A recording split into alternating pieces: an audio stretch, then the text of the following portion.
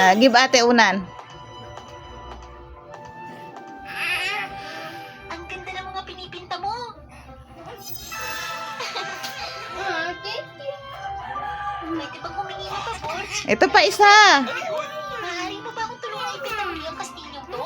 Nagpakita ang larawan ng sirasirang kastilyo na iginuwit sa Russian. Nathan. Isang malungkot kay Aubrey. Nathan. Lugar na to. Naulan.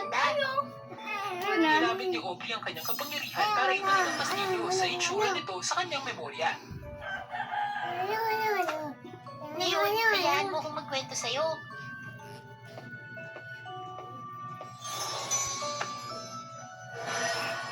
Uy. Give ate.